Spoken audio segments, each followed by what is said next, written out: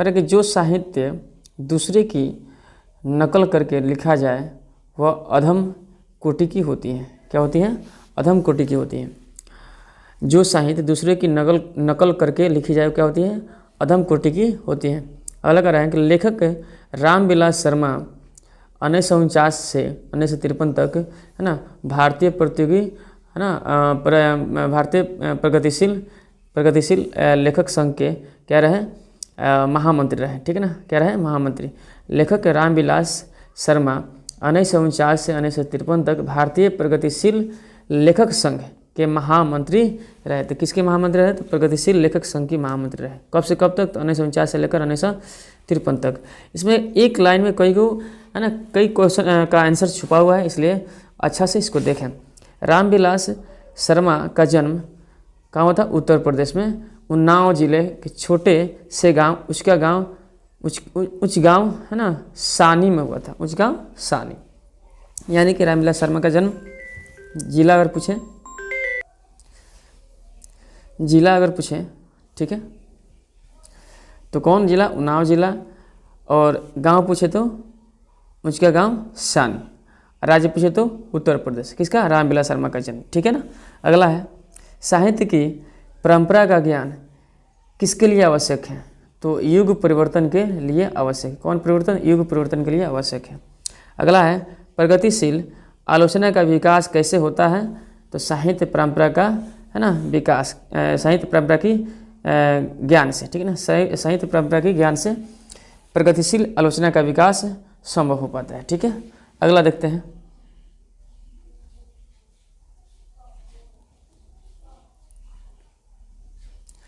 आगे देखिएगा,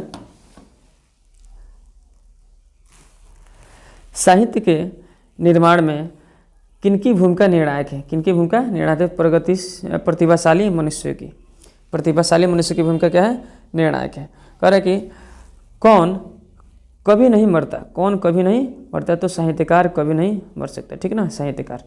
अगला है कोई भी जाति सांस्कृतिक रूप से अविभाजित रहेगा तो साहित्यिक परंपरा के ज्ञान से। यानी कोई भी जाति सांस्कृतिक रूप से अविभाजित रहेगी तो क्या? साहित्यिक परंपरा के ज्ञान से। ठीक है ना। अगला है कि प्रेमचंद और उनका युग किसकी कृति है? प्रेमचंद और उनका युग रामविलास शर्मा की कृति है। रामविलास शर्मा की कृति है। ठीक है। अगला है किनके साथ नाचते हुए बिरजू महाराज को पहली बार प्रथम पुरस्कार मिला? यानी किनके साथ नाचते हुए बिरजू महाराज को पहली बार प्रथम पुरस्कार मिला? तो अपने चाचा शंभू और पिताजी के साथ नाचते हुए। उनके चाचा कौन थे? इनका नाम क्या था? शंभू। और पिताजी के साथ नाचते हुए उनको पुरस्कार मिला था। ठीक है, अगला क्वेश्चन देखते हैं।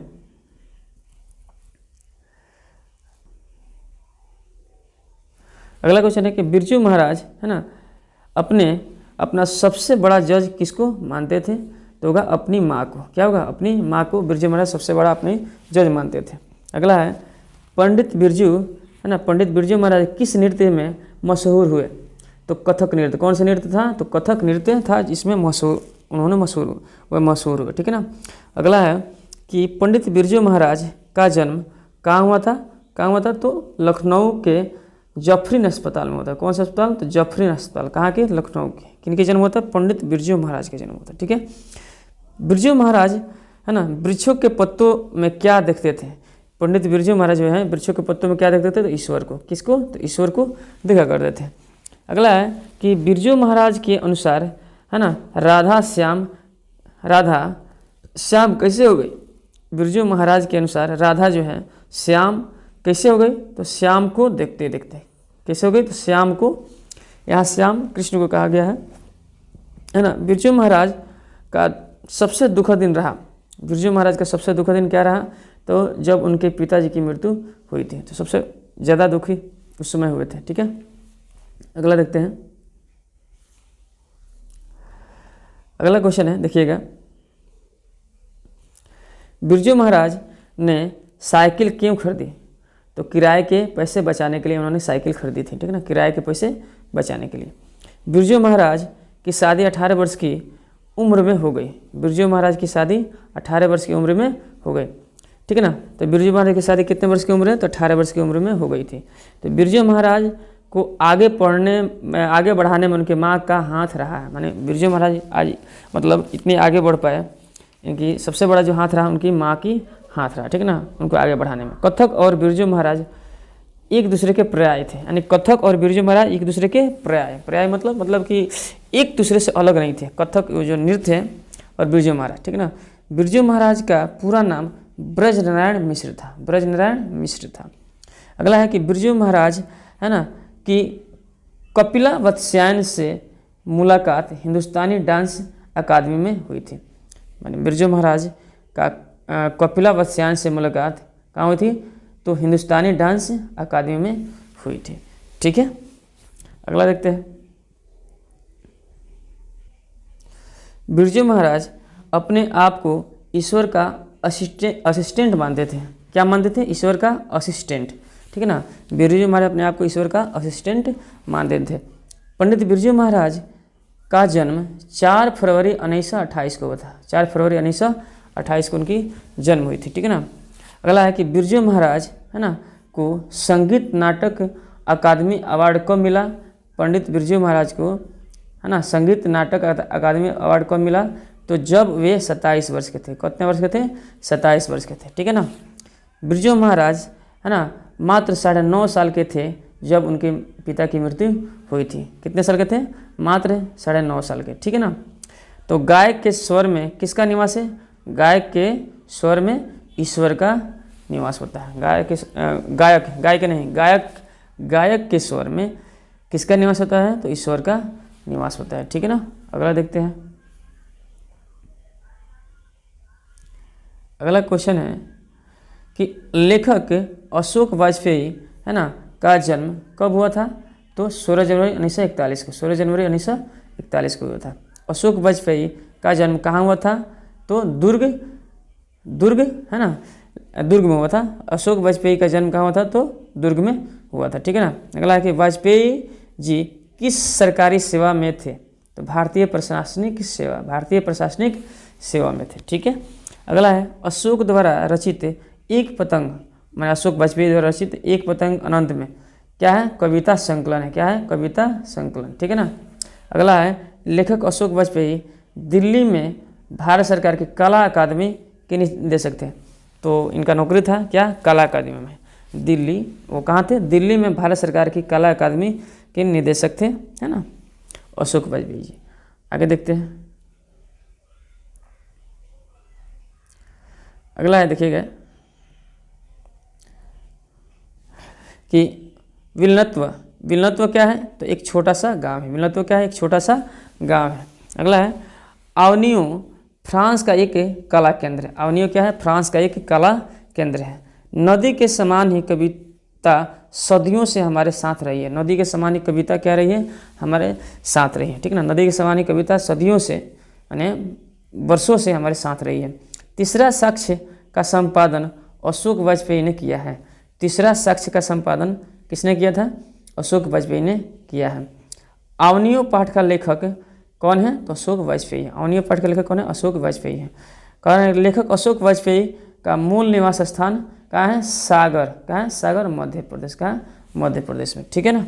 अगला है कि लेखक अशोक वाजपेयी के माता पिता का नाम क्या था, तो निर्मला देवी माता का नाम है ना, और परमानंद वाजपेयी इनके पिताजी का नाम था, ठीक है ना, परमानंद वाजपेयी। अगला है विलत्व ल अवनियों का मतलब क्या है, मतलब क्या है, अवनियों का नया गाँव। विलत्व ल अवनियों का मतलब होता है अवनियों का नया गाँव। अगर देखते हैं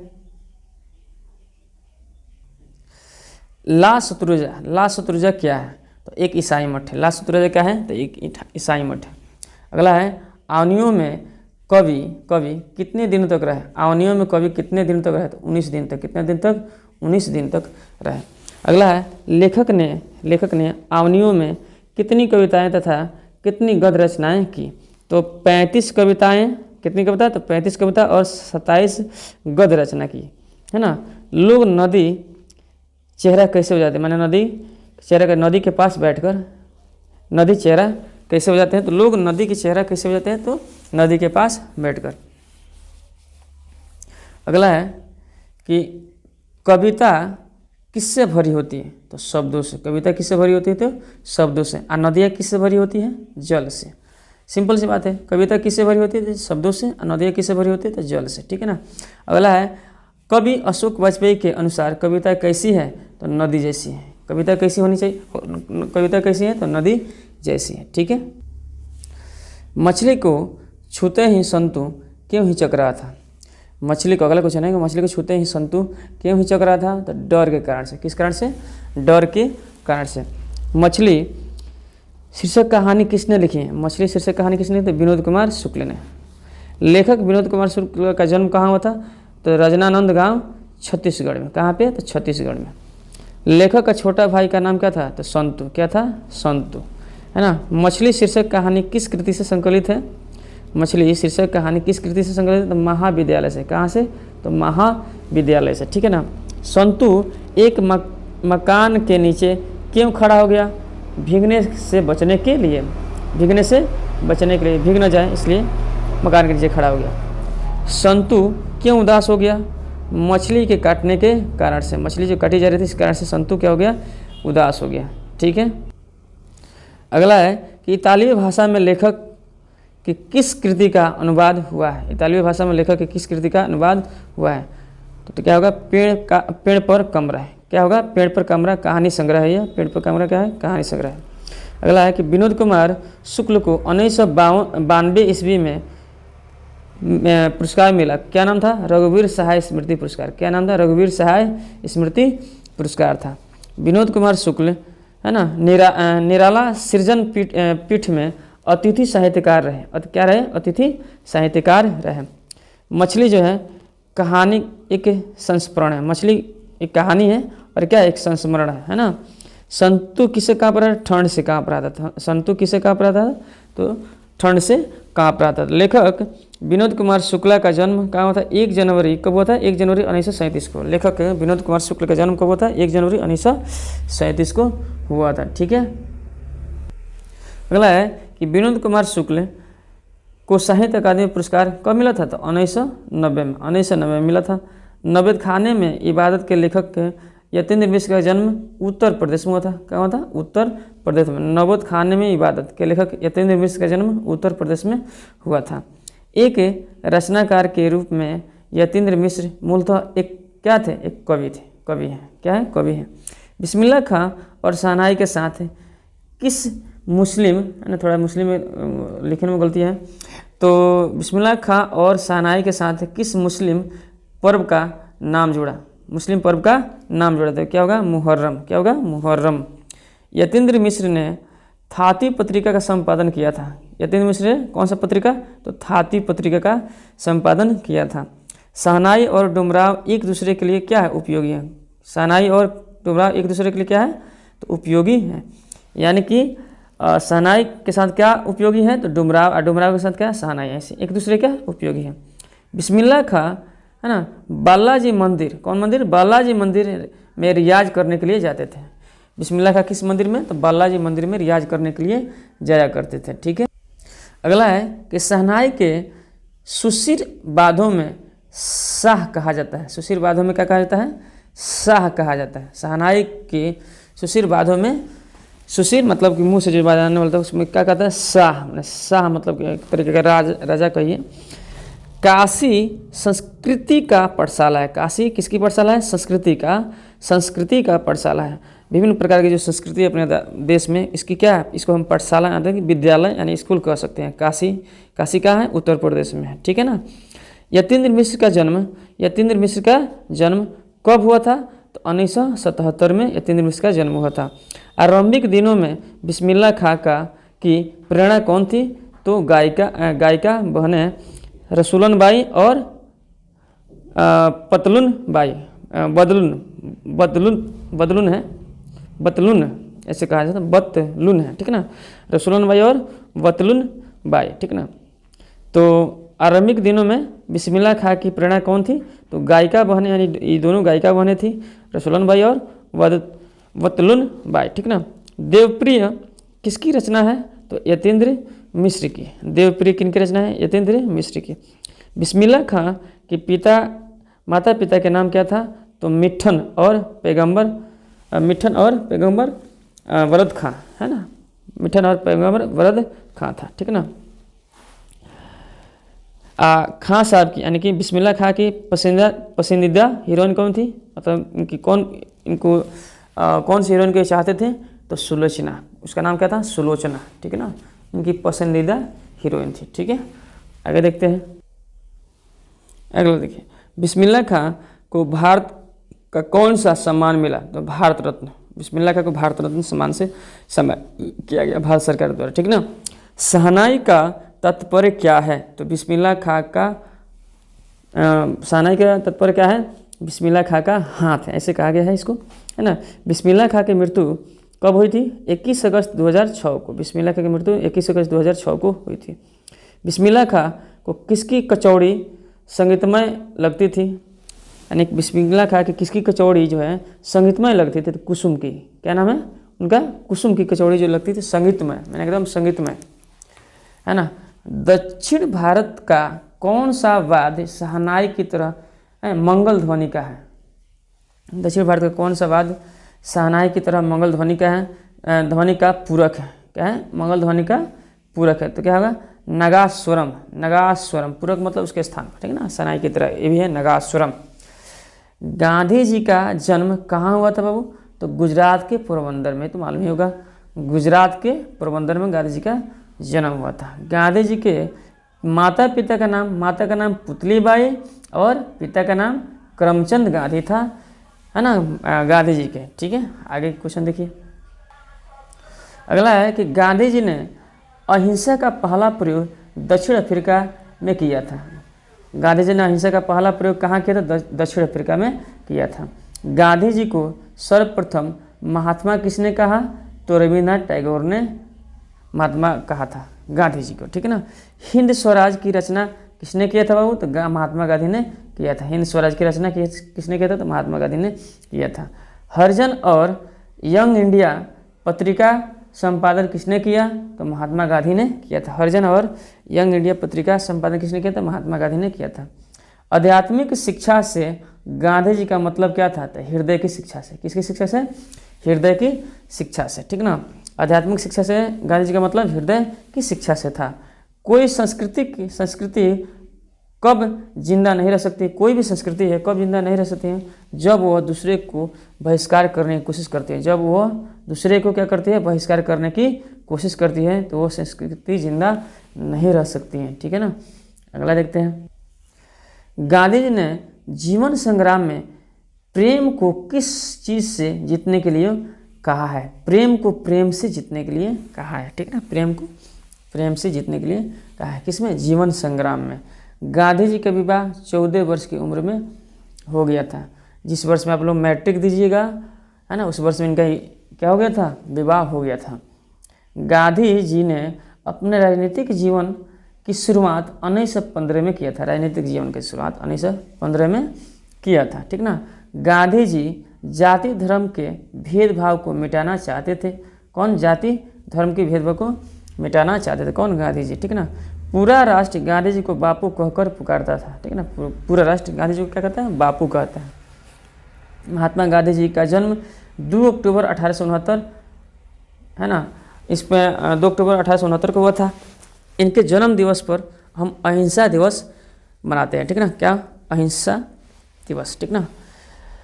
अगला है, गांधी जी की मृत्यु कब हुई थी बाबू, तो 30 जनवरी 1948 को हुई थी। गांधी जी, नाथूराम गोडसे ने इनको गोली मारकर हत्या कर दिया था, ठीक है ना।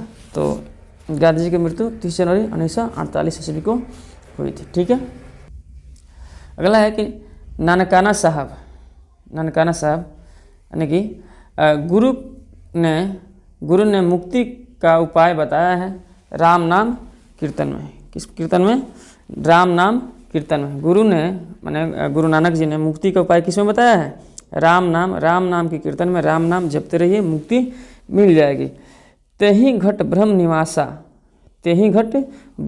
के मतलब क्या होता है, अर्थ है हृदय में, घट मतलब यहाँ पे हृदय का बोध होता है, घट मतलब यानी हृदय में ब्रह्म का निवास यानी भगवान का निवास होता है, ठीक है ना। गुरु नानक के निर्गुण धारा के कवि थे, किस धारा की, निर्गुण, है ना। सगुण और निर्गुण होता है, सगुण मतलब जो मूर्ति को पूजा करते हैं, निर्गुण मतलब ऐसा ही है ना, कहीं भी पूजा कर सकते हैं, है ना, इनके लिए कोई मूर्ति नहीं होती है ना, तो निर्गुण होता है ना, निरंकार जिसको कहते हैं। नानक माने जिनका कोई आकार न हो, निरंकार, ठीक ना। नानक ने ईश्वर से किस तरह की मिलने की बात कही है, तो पानी और पानी यानी पानी में पानी ऐसे मिलने की बात बोली है, ठीक ना।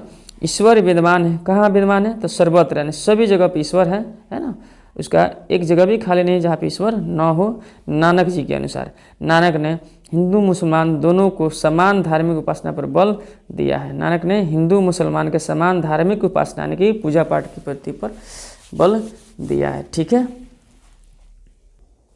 अलग राम नाम के बिना यह जन्म व्यर्थ है। राम नाम के बिना क्या है, यह जन्म व्यर्थ है। तो किसके बिना जन्म व्यर्थ है, तो राम नाम के बिना।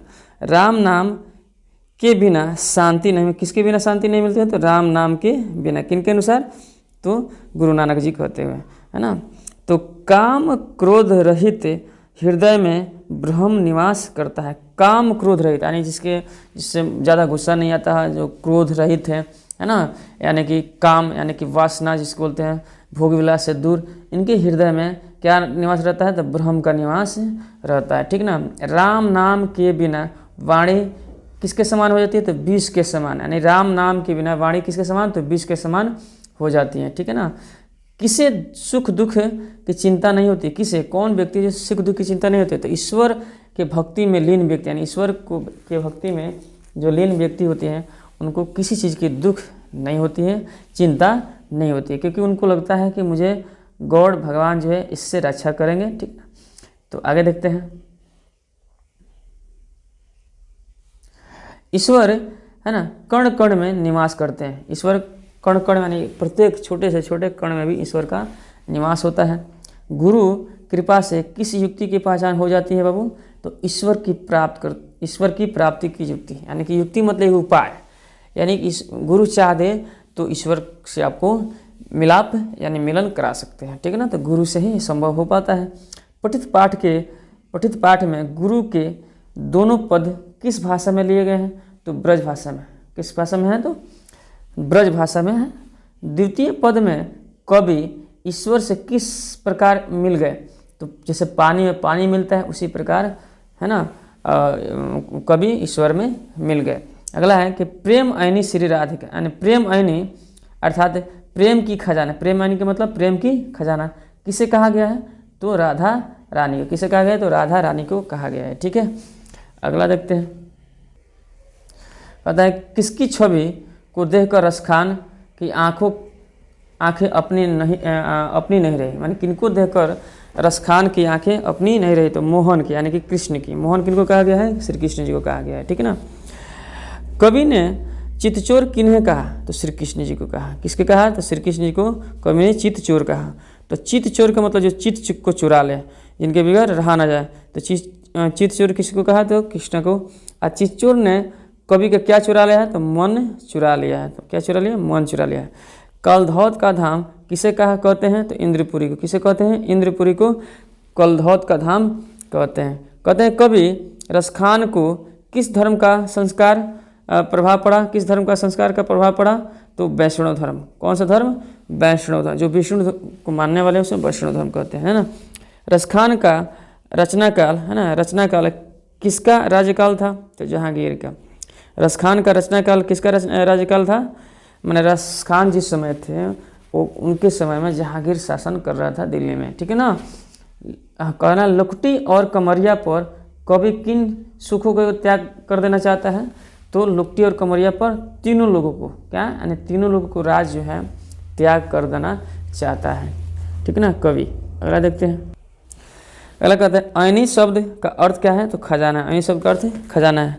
राधा रानी प्रेम का क्या है, खजाना है। राधा रानी प्रेम का खजाना है। कवि रसखान कृष्ण की भक्ति करते थे। कबीर जो रसखान थे किसकी भक्ति करते थे, तो कृष्ण की भक्ति करते थे। दोहे और सोरठा में रसखान राधा कृष्ण के प्रेममय रूप पर प्रसन्न होते हैं। किसके, राधा और कृष्ण के, यानी कि दोहा और सोरठे में रसखान राधा और कृष्ण के प्रेममय रूप पर, कौन रूप, प्रेममय रूप पर क्या होता है, प्रसन्न होते हैं। रसखान ने कृष्ण की लीला गान सवैया किसमें किया है? सवैया छंद में किया है। रसखान ने कृष्ण की लीला गान सवैया छंद में किया है। प्रेम वाटिका के उद्यान को प्रेम वाटिका कहते हैं। प्रेम के वाटिका माने प्रेम के उद्यान को, प्रेम के बगीचे को क्या कहते हैं? प्रेम वाटिका कहते हैं। अगला कहते हैं रसखान को पुष्टि मार्ग में किसने दीक्षा दी?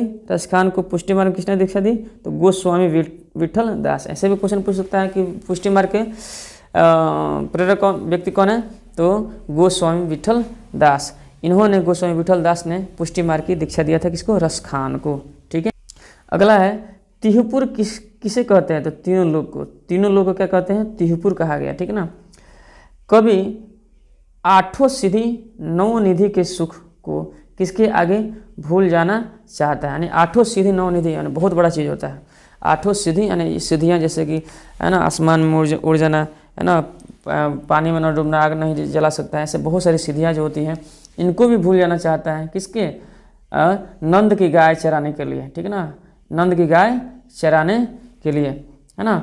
कवि घनानंद किस भाषा के कवि हैं? तो ब्रज भाषा। कवि घनानंद किस भाषा के हैं? तो ब्रज भाषा के हैं। ठीक है। अगला देखते हैं। अगला है कवि घनानंद ने स्नेह के मार्ग को क्या बताया? तो सीधा या सरल बताया। क्या बताया? स्नेह के मार्ग कैसा है? तो एकदम सीधा है और सरल है। सरल मतलब बहुत आसान है। सजन अपना शरीर किसके लिए धारण करते हैं? सज्जन जो पुरुष होते हैं अपना शरीर किसके लिए धारण करते हैं? तो दूसरों के हित के लिए, दूसरों के हित चाहने के लिए सज्जन अपने शरीर धारण करते हैं। कवि ने जीवनदायक किसे कहा है? तो बादलों को कवि ने जीवनदायक कहा है। ठीक है ना। प्रेम के मार्ग में क्या नहीं चलता? तो चतुराई नहीं चलता प्रेम के मार्ग में बाबू। ठीक है। तो घनानंद रति जुगीन काव्य में रति मुक्ति काव्यधारा, रति मुक्ति काव्यधारा के सिरमौर कवि हैं। यानी कि कौन सिरमौर कवि हैं रति मुक्ति काव्यधारा के? तो घनानंद। घनानंद रति युग काव्य में, है ना, रति मुक्त काव्यधारा के सिरमौर कवि हैं। तो सिरमौर कवि कौन है रति मुक्त काव्यधारा के? तो घनानंद। घनानंद कवि हैं प्रेम की पीर की, यानी प्रेम की पीर की कवि कौन है? तो घनानंद। कवि ने बादल को किसके आंगन में बरसने को कहा है? तो विश्वासी सुजान। ठीक है ना। सुजान के आंगन में कहा है बादल को बरसने के लिए। ठीक है ना। कब कहते हैं? है ना, कि मोर आसवन ले जा बरसे सुजान, मतलब सुजान के आंगन में। ठीक है ना। अगला है किसका मार्ग अति सरल है बाबू? तो प्रेम का मार्ग। प्रेम का मार्ग क्या है? अति सरल है, आसान है, जिसपे कपटी कभी भी चल नहीं सकते हैं। ठीक है। अगला देखते हैं। अगला है कि प्रेम के मार्ग, ठीक है, एक मिनट,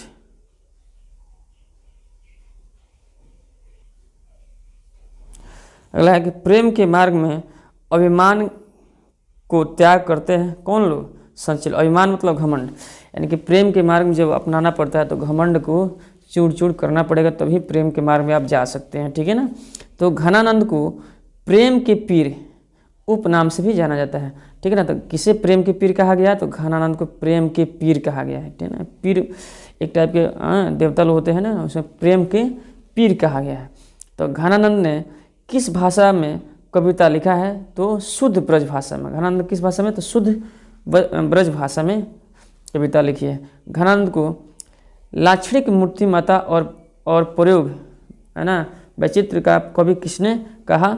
तो आचार्य रामचंद्र शुक्ला जी ने, है ना। वैचित्र का कवि किसने कहा? तो आचार्य रामचंद्र शुक्ल ने। स्वदेशी कविता में किसकी स्वर मुखरित हुआ है? किसकी स्वर को मुखरित किया गया है?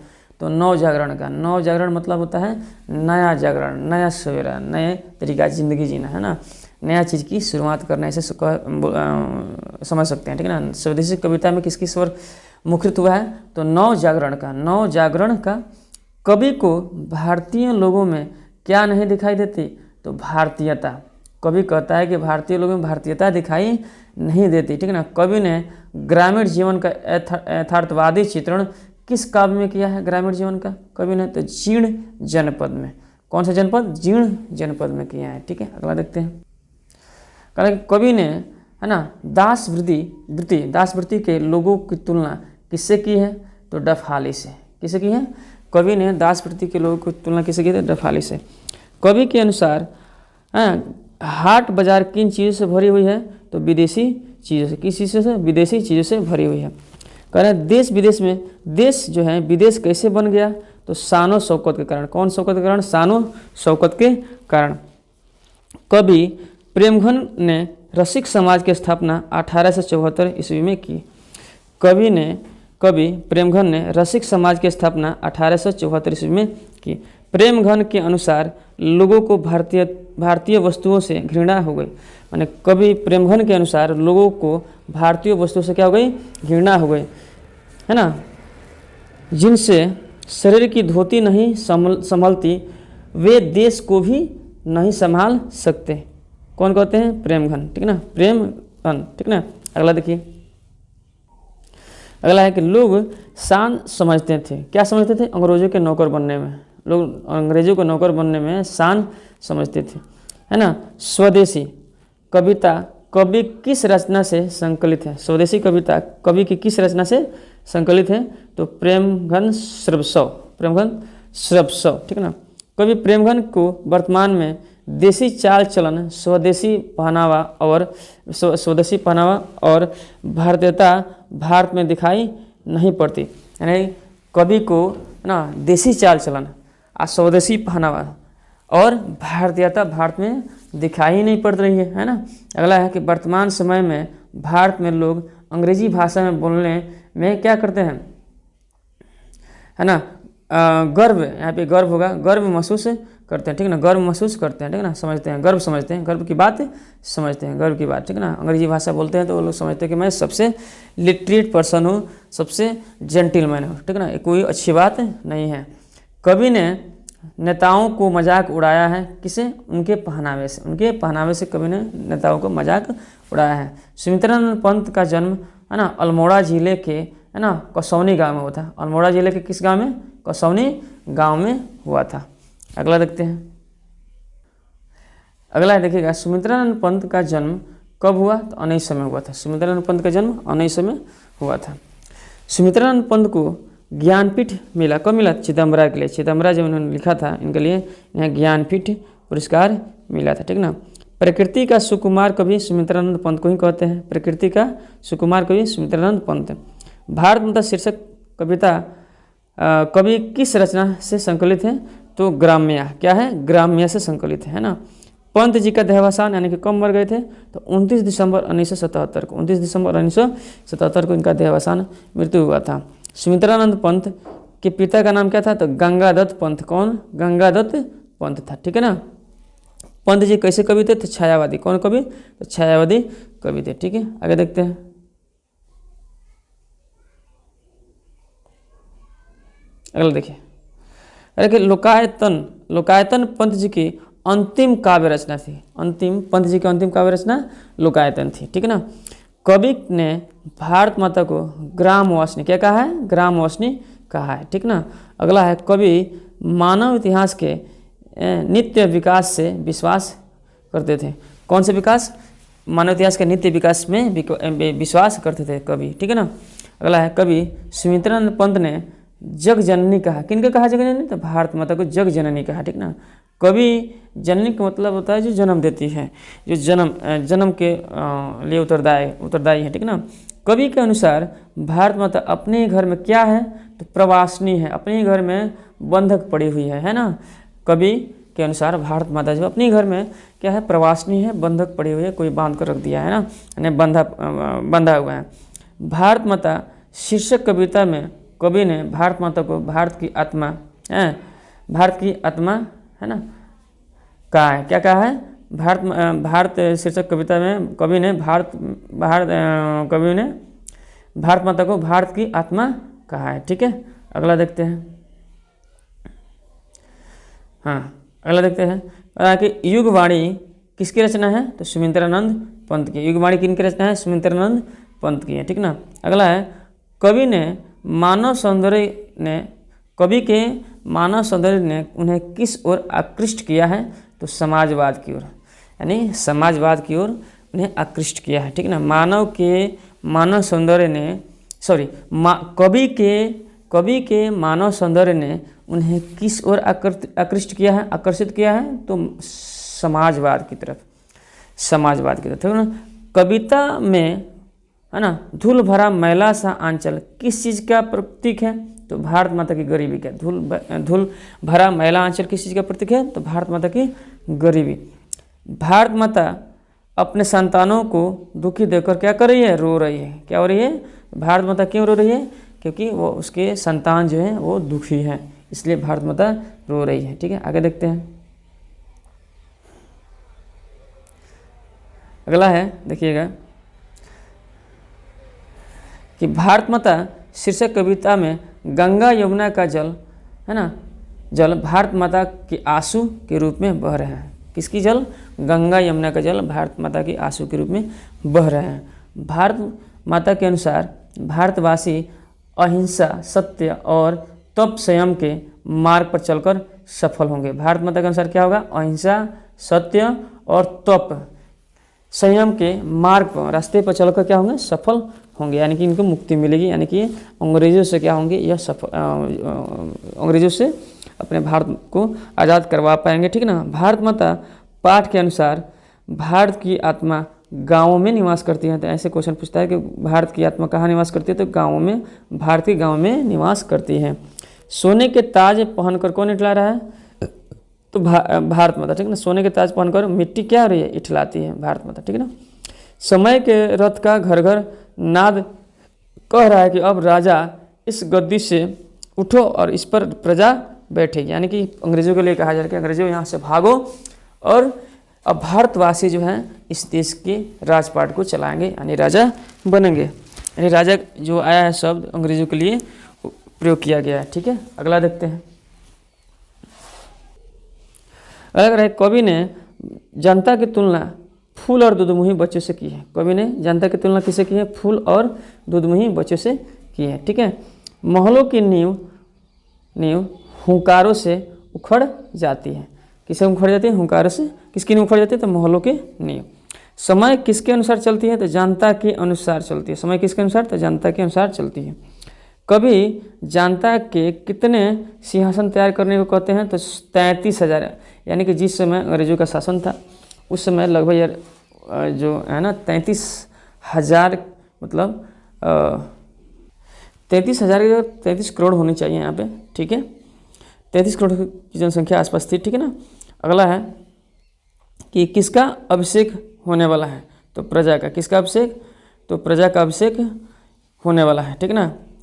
अगला है, दिनकर जी को भारत सरकार की ओर से पद्म विभूषण से सम्मानित किया गया। दिनकर जी को किस भारत सरकार की ओर से पद्म विभूषण से सम्मानित किया गया था। ठीक है। अगला है, संस्कृति के 4 धाम, संस्कृति के 4 अध्याय पुस्तक पर दिनकर जी को साहित्य अकादमी पुरस्कार मिला था। इसी पर मिला था ना। ठीक ना। संस्कृति के 4 अध्याय पुरस्कार पर दिनकर जी को साहित्य अकादमी पुरस्कार मिला था। सचमुच कौन बड़ी वेदना सहती है? तो जनता। जनता क्या है? बड़ी वेदना सहती है। जनता में असीम होती है क्या? शक्ति। जनता में असीम क्या है? शक्ति है। जनता चाहे तो आज ही सरकार बना सकती है, उजाड़ भी सकती है ना। तो दिनकर जी का मृत्यु 24 अप्रैल 1974 ईस्वी को हुआ। ठीक ना। 24 अप्रैल 1974 ईस्वी को हुआ था। दिनकर के जिले का नाम बेगूसराय, यानी यह दिनकर जी किस जिले के थे? तो बेगूसराय जिले के थे। दिनकर जी का संबंध हिंदी के छायावादी धारा से है, यानी कि दिनकर जी छायावादी कवि थे। ठीक ना। अगला है, दिनकर जी को किस पुस्तक पर ज्ञानपीठ पुरस्कार मिला? तो उर्वशी पर। किस पर? उर्वशी पर। दिनकर जी को किस पुस्तक पर ज्ञानपीठ पुरस्कार मिला? तो उर्वशी के लिए। अगला देखते हैं।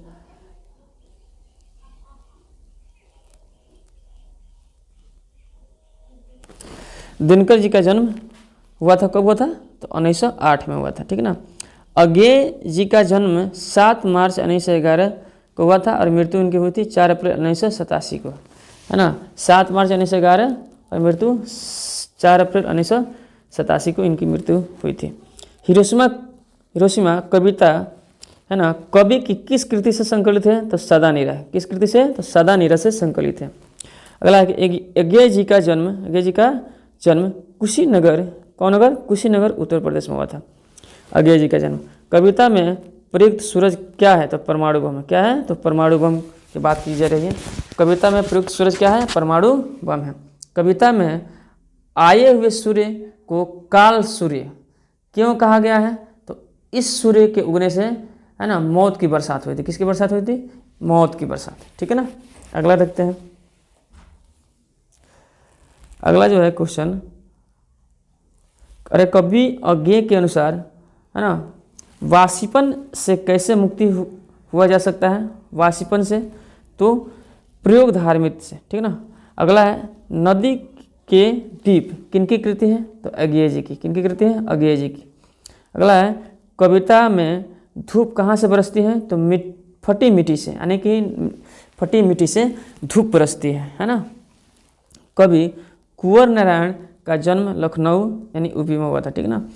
कह रहा है कि वृक्ष की हत्या शीर्षक कवि की कविता संग्रह इन दिनों से संकलित है, यानी इन दिनों से क्या है? संकलित है। अगला देखते हैं। कवि ने बूढ़ा चौकीदार किसे कहा? तो वृक्ष को कहा। किसे कहा? तो वृक्ष को। ठीक है ना। सूखी डाली कैसी प्रतीत हो रही थी? राइफल की जैसी, यानी लग रहा है कि कोई राइफल लेकर खड़ा था। सूखी डाली ऐसी प्रतीत हो रही थी। कवि से वृक्ष क्या पूछता है? तुम कौन हो? कवि से वृक्ष क्या पूछता है? तुम कौन हो? कवि का वृक्ष से क्या रिश्ता है? तो दोस्ती का। क्या रिश्ता है? दोस्ती का। कवि मनुष्य को क्या होने से बचाना चाहता है? तो जंगली होने से बचाना चाहता है। कवि मनुष्य को क्या होने से बचाना चाहता है? तो जंगली। ठीक है ना। बीरेन डंगवाल को दुष्चक्र में सृष्टा के लिए साहित्य अकादमी पुरस्कार मिला। बीरेन डंगवाल को क्या? दुष्चक्र में सृष्टा के लिए साहित्य अकादमी क्या मिला था? पुरस्कार मिला था। ठीक है ना। अगला क्वेश्चन देखते हैं। देखिए, कवि बीरेन डंगवाल ने अपनी कविता में साधारण हाशिए परिस्थिति जीवन को स्थान दिया है ना। अगला है बीरेन डंगवाल को स्मृति पुरस्कार इस दुनिया के लिए मिला था। इस दुनिया की रचना जब की थी तब क्या हुआ था? बीरेन डंगवाल के स्मृति पुरस्कार दिया गया था। ठीक है ना। कविता में गरीबों की तुलना मक्खी से की गई। किससे किया गया है? मक्खी से की गई। गरीबों की तुलना मक्खी से की गई है। अगला है कि गरीब बस्तियों में लाउड स्पीकर पर देवी जागरण हुआ।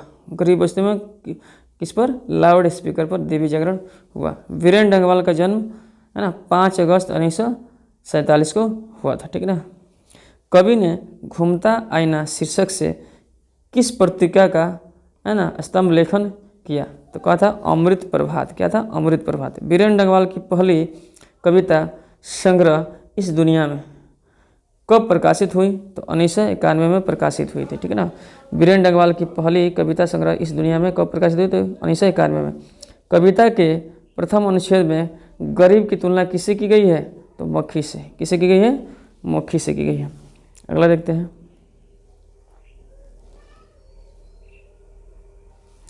कवि ने किस महान कवि की पुस्तक का अनुवाद पहली पुस्तिका के रूप में किया? तो नाजिम हिकमत। क्या नाम है उनका? नाजिम हिकमत। कवयित्री अनामिका का जन्म 17 अगस्त 1961 को हुआ था। 17 अगस्त 1961 को हुआ था, है ना। कवयित्री अनामिका का जन्म। ठीक ना। अगला है चौखट में क्या नहीं अटता था? चौखट में तो क। क्या नहीं अटता था चौखट में? क, है ना।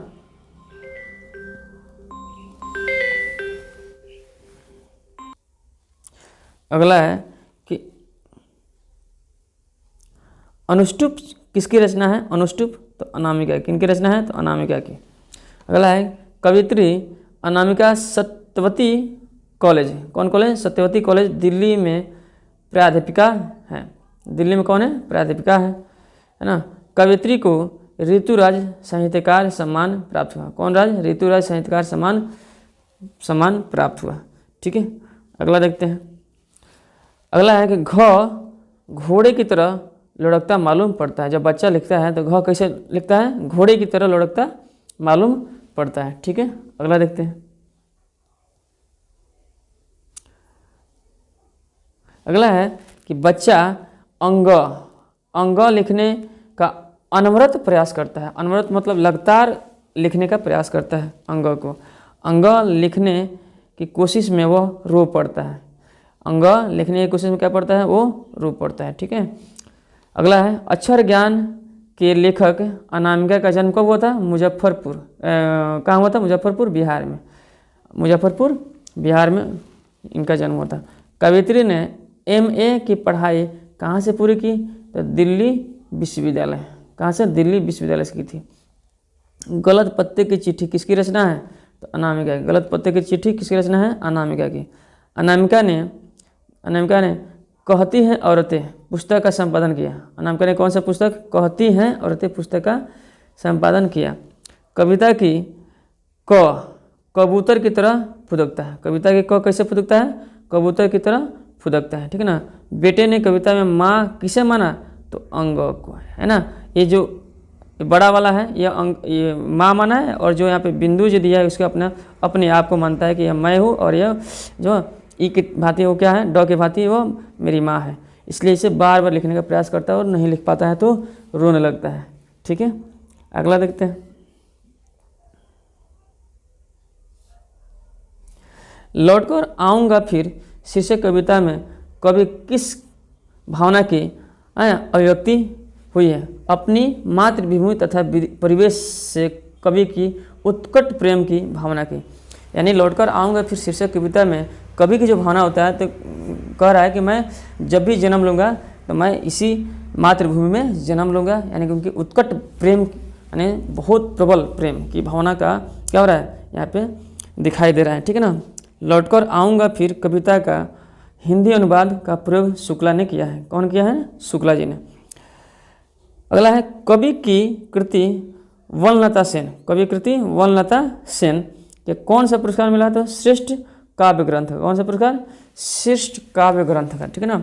कविता में कवि ने किशोरी के साथ किस रूप में जन्म लेने का संभावना व्यक्त करता है? तो हंस के रूप में। कवि कहता है कि मेरा जन्म हो किशोरी के साथ, छोटी बच्ची के साथ, तो किस रूप में? तो हंस के रूप में, ठीक है ना। कवि ने हंस बनकर क्या करने की इच्छा जताई है? कवि ने हंस बनकर क्या करने की इच्छा जताई है? तो दिन भर पानी में तैरना चाहता है। बंगाल के नदियों के पानी में क्या होना चाहता है? दिन भर तैरना चाहता है, ठीक ना। अगला देखते हैं। अगला है कविता में रूपसा क्या है? तो एक नदी है। एक नदी का नाम है रूपसा, है ना। अगला है कविता के अंत में कवि जीवनानंद दास है ना, सारस के रूप में, किसके रूप में? सारस के रूप में जन्म लेना चाहते हैं। कभी वो हंस के रूप में एक किशोरी के साथ जन्म लेना चाहते हैं, है ना। और कभी वो सारस के रूप में, है ना। तो कभी किस रूप में, कभी किस नहीं। इनको बंगाल से इतना प्रेम है कि वो जब भी मरने के बाद जन्म लेना चाहते हैं तो कहते हैं कि अगर मनुष्य रूप में ना तो सही, तो चिड़िया या अन्य रूप में भी मैं इस जगह पर ही जन्म लेना चाहूँगा। कवि जीवनानंद दास इस नश्वर जीवन के बाद बंगाल में ही जन्म लेना चाहते हैं, ठीक है ना। इस जीवन के बाद फिर भी वो बंगाल में ही जन्म लेना चाहते हैं। अगर है वनलता सेन को 1952 ईस्वी में श्रेष्ठ काव्य ग्रंथ का पुरस्कार मिला, वनलता सेन को। लौटकर आऊँगा फिर शीर्षक कविता का हिंदी अनुवाद, है ना, शुक्ला जी ने किया था।